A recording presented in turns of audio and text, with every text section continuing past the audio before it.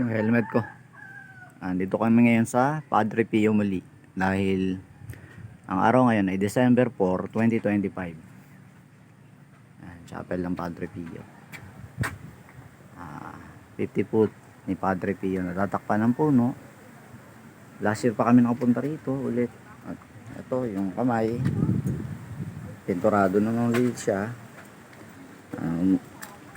Para sa kanyang kaalaman, dati may hagdanan pa to rito papunta dyan sa taas para makatungtong ka, pero tinanggal na dahil ayon sa may mga nadidisgrasyang bata. Ito yung bago rito, may tungtungan na rito papunta dyan sa view ng mga mountain.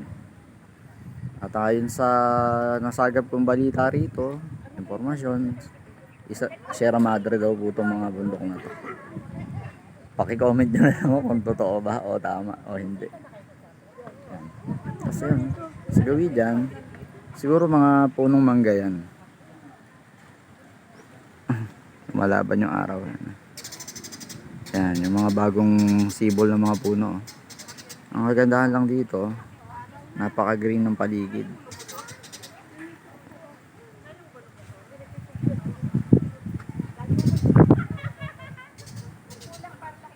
Sarap ng simoy ng hangin dahil alam nyo na, puro mga green, mga puno at halaman. Yan, yung may birthday. Picture tayo lag. Picture daw kami.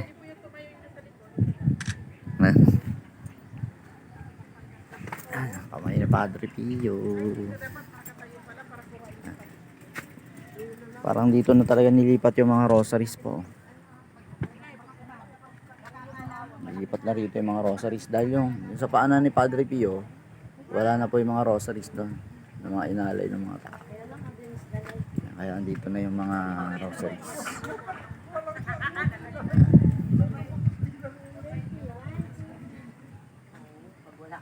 2025, Padre Pio, nakapasyal kami muli. Ayan, panata na kasi ng asawa ko na yung birthday niya, dito kami pupunta. Mahal na araw, hindi na kami pupunta rito. Dahil ang hirap dito pag mahal na araw, napakaraming tao. Pati yung puno, may mga rosary na rin pala. Dati wala yan, yun meron. Kapag lagay pa sila ron, tsaga naman nila.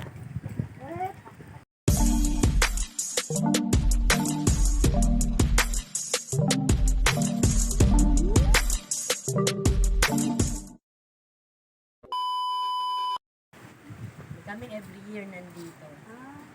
First time ko lang kasi dito. Sa Batangas ako, unang punta kay Padre.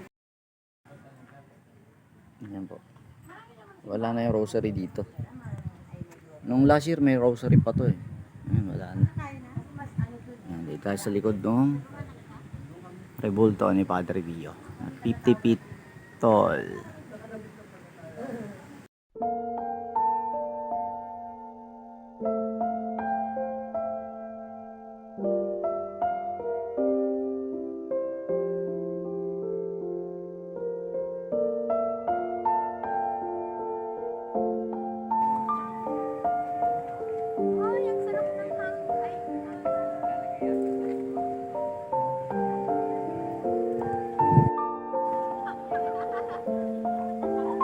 Usually, wala naman halos pinagbabago. Although napipinturahan lang naman na talaga. Dahil siguro sa tuloy na rin ng mga donasyon. Ayun, napipinturahan. Pero ito, palagi ko, mahal araw, baka pinturahan na naman nila itong bakal na to. Kasi kinakalawang na rin. Kain na rin ang kalawang. Dahil expose sa araw, sa ulan. Siguro kung sa future, kung may budget, siguro maganda rito, ma-stainless na rin. Para yan, hindi kinakain ng kalawang. Yung kalawang. At yun, nasa gawing babado. Nung last year, hindi pa pinturado yan. Yung rebulto na yun. Pero ngayon, kulay gold na siya.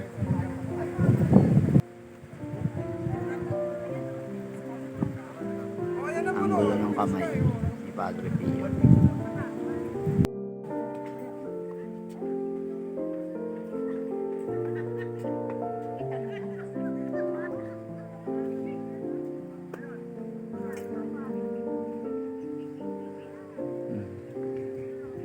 Mayroon ng rosary yung Yung puno.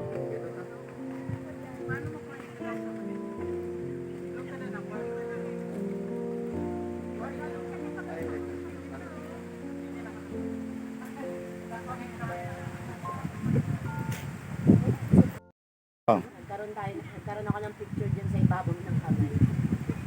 Oo, ngayon wala na eh. Ngayon, hindi ka na makakapag-picture dyan. Bawal lang umakyat.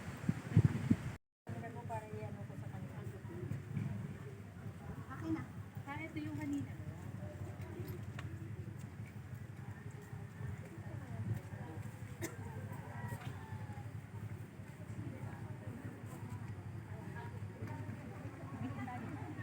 Sa susunod na taon na lang namin uli masisilayan ito. So, ganitong araw may mga pumapasal pa rin pala. Araw ngayon ay Webes. I-video shot ko na rin naman to sa mga unang shot namin ng Padre Pio 2019, nasa Facebook. Tapos nag-pandemic. Yan, 2023 yata kami uli nakapunta rito. 24, 25 ngayon. Yan. 3 taon na straight. Yung puno na to, palaki na ng palaki. Nung dati, hindi pa ganyan kalaki to. Malaki na. Hindi kita yung lahat.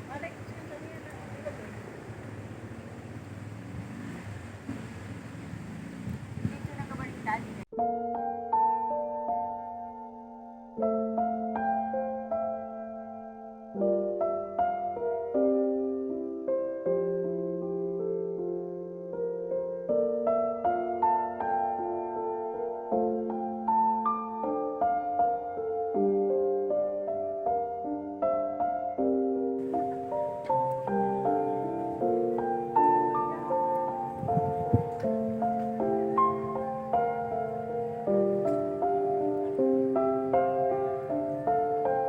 First time kong bumaba rito. Yan, sa mga upuan na to. Mga nakaraan, di ako gumagawi rito. Pero ngayon, gumawi na ako. Padre Pio, 2025. Yan. Bango ng simoy ng hangin.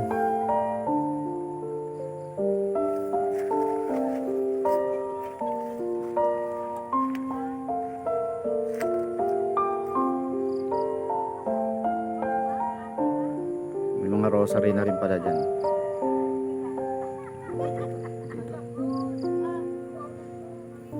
Bango ng simoy ng hangin. Grabe. Nakakaano yung mga ganito. Namimiss ko tuloy yung mga ride sa probinsya uli.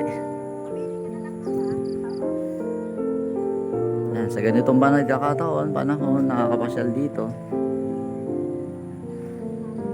Yan, malapit ang shots sa gawing ibaba ng Padre Pio. Kung tinabas nila yung mga saging, dati may saging. May kaladium din dito. Common caladium. Yung kaninang shots ko sa gawi doon, yun yung ayan, yung euphorbia doon.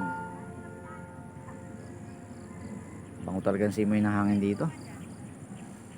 Dito mo lang maamoy yung mga ganong pagkakataon, sariwang hangin kumbaga, dahil napapalibutan ka ng mga greens, plants, trees.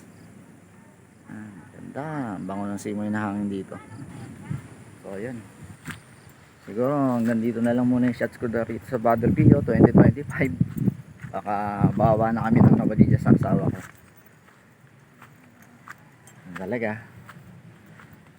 kailangang laban pa rin.